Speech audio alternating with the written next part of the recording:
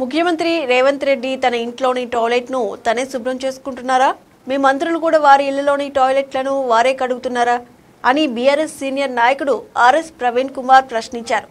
SC సంక్షేమ గురుకులాల్లో విద్యార్థులతో టాయిలెట్లు కడిగిస్తున్నారని ఆరోపణల నేపథ్యంలో ఆయన తెలంగాణ భవన్లో విద్యార్థుల తల్లిదండ్రులతో కలిసి మీడియా సమావేశంలో మాట్లాడారు. ఈ సందర్భంగా రేవంత్ రెడ్డి తన ఇంట్లోని టాయిలెట్ ను తనే శుభ్రం చేసుకుంటున్నారా, మంత్రులు కూడా వారి ఇళ్లలోని టాయిలెట్లను వారే కడుగుతున్నారా అంటూ తీవ్ర ఆగ్రహం వ్యక్తం చేశారు.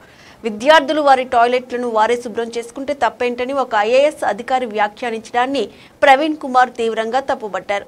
ఆ అధికారి పిల్లలు చదివే స్కూళ్లలో కూడా వారే టాయిలెట్లు కడుగుతున్నారా అని ఆయన నిలదీశారు. మీ మంత్రులు వాళ్ళ టాయిలెట్లు వాళ్ళే కడుక్కుంటున్నారా? కడుక్కుంటే తప్పేందని మీ అధికారి అంటున్నారు. మరి కడుక్కోవాలి కదా. నేను మొన్న కూడా స్టేట్మెంట్ ఇచ్చిన, రేవంత్ రెడ్డి గారు మీరు ఆదేశాలు ఇచ్చినందుకే ఈ అధికారి చాలా నిర్భయంగా ఎస్సీ వర్గాల మీద వివక్ష చూపుతా ఉన్నది. ఎవరి టాయిలెట్లు కడుక్కోవడానికి వ్యతిరేకం కాదు రేవంత్ రెడ్డి గారు. ఈ దేశం పుట్టక ముందు నుంచి, ఈ మానవాళి ఉన్నప్పటి నుంచి పేద వర్గాలు వాళ్ళ టాయిలెట్లు వాళ్ళే కడుక్కుంటున్నారు. వాళ్ళ టాయిలెట్లే కాదు, సమాజం టాయిలెట్లు అంతా కూడా ఈ దేశంలో వాళ్ళే కడుగుతున్నారు. మీకు తెలియకపోతే తెలుసుకోండి చరిత్ర.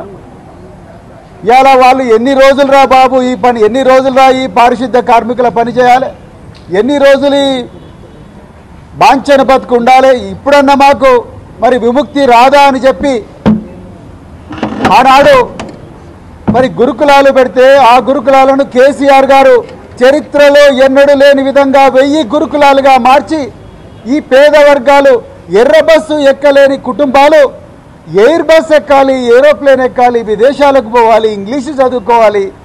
ఉన్నోళ్ళ పిల్లలే కాదు, పేదోళ్ళ పిల్లలు కూడా కంప్యూటర్ ఇంజనీర్లు కావాలి, డాక్టర్